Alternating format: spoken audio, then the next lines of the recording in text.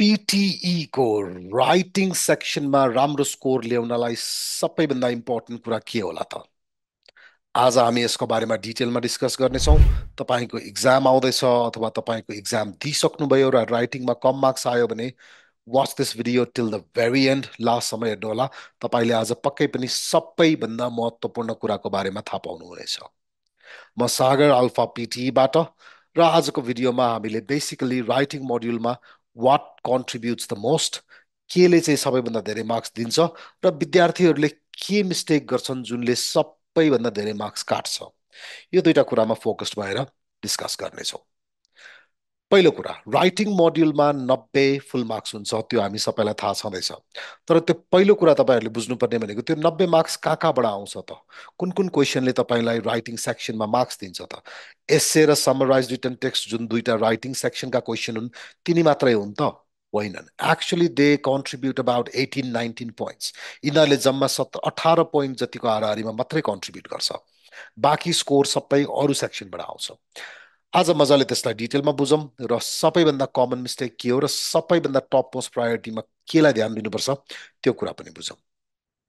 Writing सेक्सनको score contribute गर्ने क्वेसन्सहरू मध्ये सबैभन्दा हाई स्कोर 1/3, 3 भागको 1 भाग स्कोर, 90 मध्ये 30 भनौँ हाराहारी राइट फ्रम डिक्टेसनले कन्ट्रिब्युट गर्छ। त्यो लिस्निङ सेक्सनको क्वेसन हो अभियसली, र त्यो क्वेसनले चाहिँ तपाईँको राइटिङ मोड्युलमा सबैभन्दा धेरै मार्क्स कन्ट्रिब्युट गर्छ।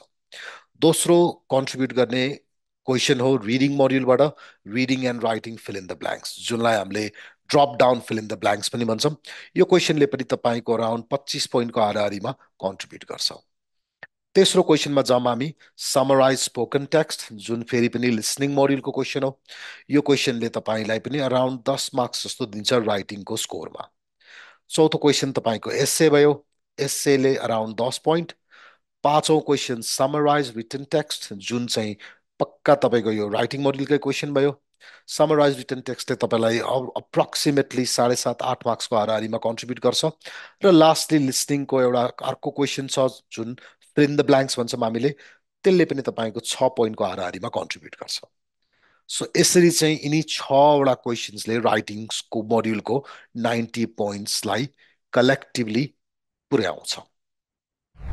6 क्वेसनमा इम्पोर्टेन्ट कुरा के हो त? विद्यार्थीहरूलाई के छ त ध्यानमा राख्नुपर्ने? र राइटिङ मोड्युलमा स्कोर हाई ल्याउनको लागि तपाईँहरूले के गर्नुपर्छ, यो कुराहरूमा अब स्टार्ट गरौँ। राइट फ्रम डिक्टेसन तपाईँको होल इक्जामकै सबैभन्दा अन्तिम क्वेसन हो, लिसनिङ सेक्सनको पनि अन्तिम क्वेसन हो। त्यो भएर थुप्रै विद्यार्थीहरू राइट फ्रम डिक्टेसनमा पुग्ने बेलामा टाइम नै बाँकी हुँदैन। भेरी भेरी इम्पोर्टेन्ट, मैले फेरि रिपिट गरेँ, धेरै विद्यार्थीहरूलाई राइट फ्रम डिक्टेसनमा पुग्ने बेलामा टाइम नै बाँकी हुँदैन उनीहरूसँग।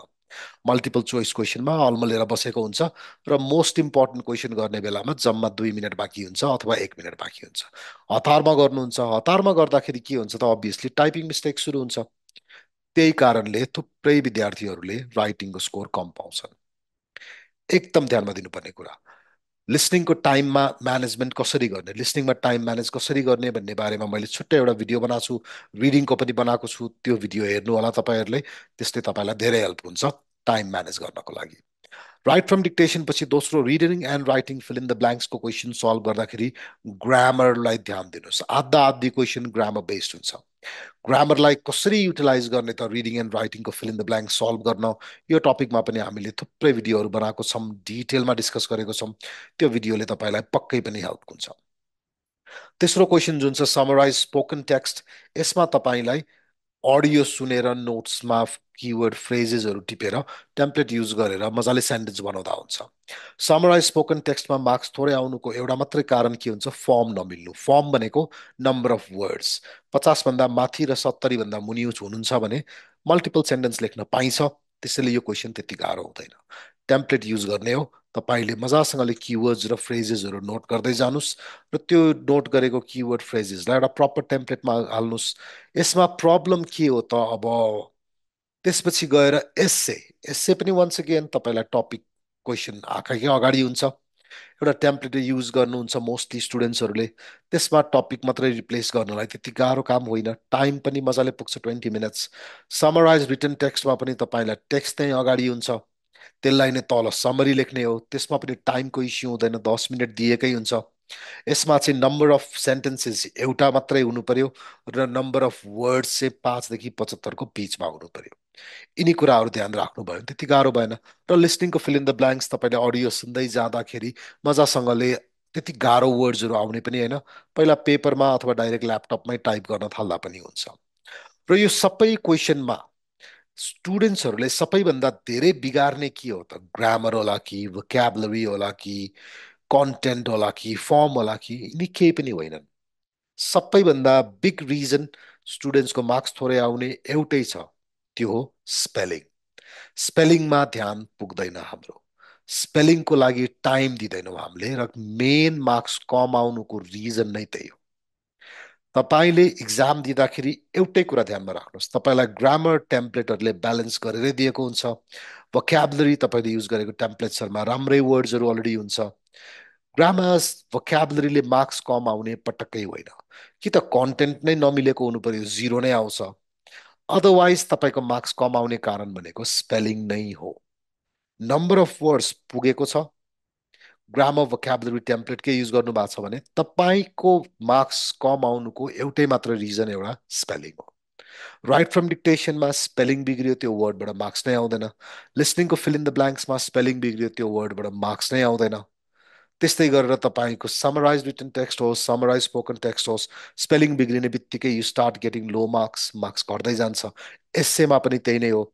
रिडिङ एन्ड राइटिङको फिल इन द ब्ल्याङ्क्स जुन ड्रप डाउनवाला ब्ल्याङ्क छ, त्यसमा हामीले चुज गर्ने भएको भएर स्पेलिङले म्याटर गर्दैन। तर बाँकी 5वटा क्वेसनमा विद्यार्थीको मार्क्स कम आउनुको मेन कारण नै स्पेलिङ हो। त्यसैले आजबाट टाइम स्पेलिङलाई दिनुहोस्। प्रुफ रिडिङ गर्दाखेरि कमा छुट्यो, फुल स्टप छुट्यो, त्यसले त्यति ठुलो इम्प्याक्ट पार्दैन। तर स्पेलिङ नै बिग्रिँदै गयो भने तपाईँको स्पेलिङले गर्दाखेरि एकदम लो स्कोर आउँछ। टाइप गर्दा हामीले ए थिच्छु भने एस थिचिन्छ कहिलेकाहीँ, ई थिचिन्छ कहिलेकाहीँ, त्यो टाइपोज भन्छौँ हामीले होइन। त्यसलाई अभोइड गर्नु पर्यो। र लेखिसकेको कुरालाई दुईचोटि तिनचोटि स्पेलिङको दृष्टिकोणले हेर्नु पर्यो हामीले। स्पेलिङ चेक गर्ने हो, तपाईँले ग्रामर चेक गर्ने होइन, भोक्याबुलरी चेक गर्ने होइन, स्पेलिङ चेक गर्ने हो। तपाईँले स्पेलिङ मिलाउनु भयो भने तपाईँको डेफिनेटली पनि राइटिङ मोड्युलमा धेरै हाई स्कोर आउँछ। यो भिडियो तपाईँहरूलाई पक्कै पनि एउटा जानकारीमूलक भिडियो रह्यो होला। राइटिङको मोड्युलको स्कोरिङको बारेमा डिस्कस गऱ्यौँ। यसमा सबैभन्दा कमनली गरिने मिस्टेक जुन स्पेलिङ हो, त्यसको बारेमा मजाले डिस्कस गऱ्यौँ। र यस्तै भिडियोहरू तपाईँलाई हेर्न मन छ, चाहनुहुन्छ भने च्यानललाई सब्सक्राइब गरिदिनु होला। तपाईँलाई कुनै पनि क्वेसन सोध्न मन छ भने तल कमेन्टमा सोध्न सक्नुहुन्छ। हामी डेफिनेटली तपाईँको लागि तपाईँकै क्वेसनसँग रिलेटेड भिडियो पनि बनाउने नै छौँ। अर्कोचोटिसम्मको लागि take care, keep practising and keep using alpha PT. Thank you.